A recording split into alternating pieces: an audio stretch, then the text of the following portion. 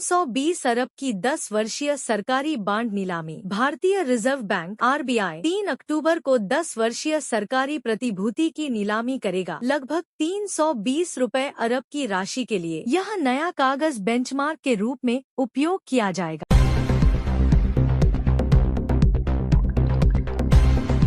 भारत बंद। All India Muslim personal law board (एमप्लब) ने 3 अक्टूबर को भारत बंद बुलाया है। इसमें कई स्थानों पर स्कूल, बैंक, दुकानें व सार्वजनिक परिवहन प्रभावित हो सकते हैं।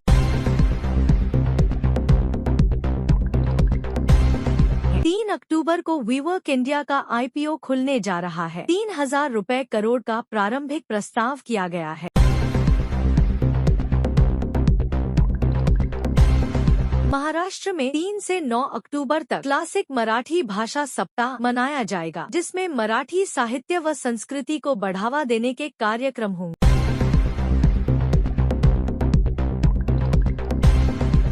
3 अक्टूबर को हिंदू धर्म में पापनकुश एकादशी व्रत का खास महत्व है। भक्त इस दिन व्रत रखेंगे और भगवान विष्णु की पूजा करेंगे।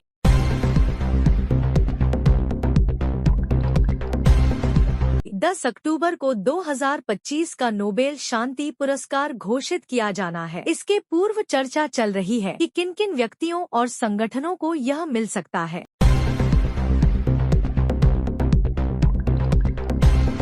मौसम विभाग ने चेतावनी दी है कि बंगाल की खाड़ी में बना ताज़ा निम्न दबाव प्रणाली मॉनसून वापस जाने की प्रक्रिया को धीमा कर सकती है। अगले कुछ दिनों में पूर्वी, मध्य व उत्तरी भारत में बारिश जारी रहने की संभावना है।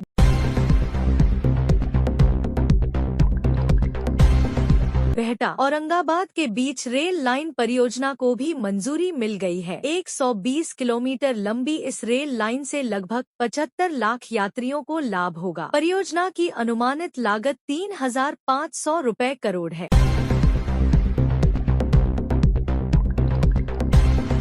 दशहरा पर्व तथा RSS की 100वीं वर्षगांठ के अवसर पर भाजपा ने बिहार में विपक्षी दलों पर तीखे हमले किए। केंद्रीय मंत्री गिरिराज सिंह ने आरजेडी प्रमुख लालू प्रसाद यादव को रावण कहा और कांग्रेस नेता राहुल गांधी को शहरी नक्सली कहे जाने सहित बयानबाजी तेज हुई। साथ ही कुछ विश्लेषण यह दिखाते हैं कि मुख्यमंत्री नीतीश कुमार अति पिछड़ों EBC की राजनीति में कितनी महत्वपूर्ण भूमिका निभा रहे हैं। यह चर्चा अब गरमाई हुई है।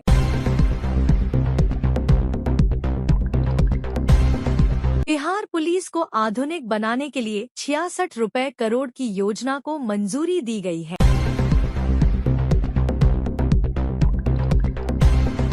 बिहार की प्रक्रिया को चुनौती देने वाली याचिकाओं की अंतिम बहस 7 अक्टूबर 2025 को सुप्रीम कोर्ट में होगी और यह निर्णय पूरे देश के लिए मायने रखेगा।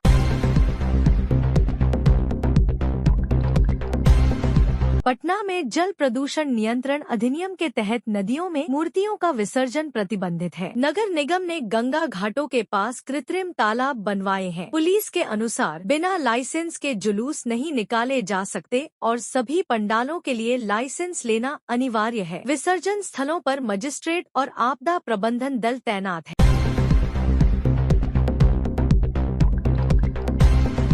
मध्य प्रदेश के खंडवा जिले में एक ट्रैक्टर ट्रॉली जिसमें मूर्ति विसर्जन करने जा रहे श्रद्धालु सवार थे, पुलिया से नीचे नदी में गिर गई। इस हादसे में कम से कम 12 लोगों की मौत हो गई। रिपोर्ट्स में यह भी कहा गया है कि मृतकों में कई बच्चे शामिल हैं। मृतकों को 4 से 4 लाख रुपए मुआवजा देने का निर्देश राज्य सरकार द्वारा जारी किया गया है।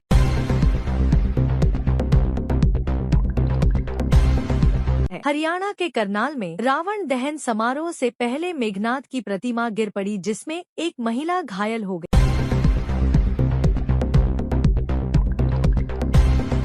पटना के गांधी मैदान में रावण दहन से पहले तेज बारिश के कारण पुतले का सिर टूट गया। आयोजकों ने कहा कि चाहे बारिश हो या तूफान, रावण दहन कार्यक्रम समय भोपाल के बाग मुनगालिया में आज सुबह करीब 6 बजे कुछ नशे में युवक रावण का पुतला अचानक जला दिया। आयोजकों को यह देखकर हैरानी हुई।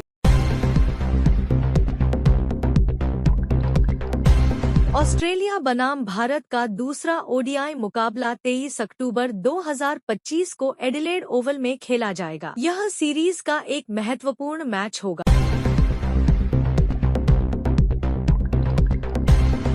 पुणे के कटराजदेहु रोड पर एक लावणी नर्तकी की कार ने सर्विस लेन में खड़े ऑटो रिक्शा को पीछे से टकराया। इस घटना में ऑटो ड्राइवर गंभीर रूप से घायल हुए हैं। पुलिस ने वाहन सीज कर लिया है।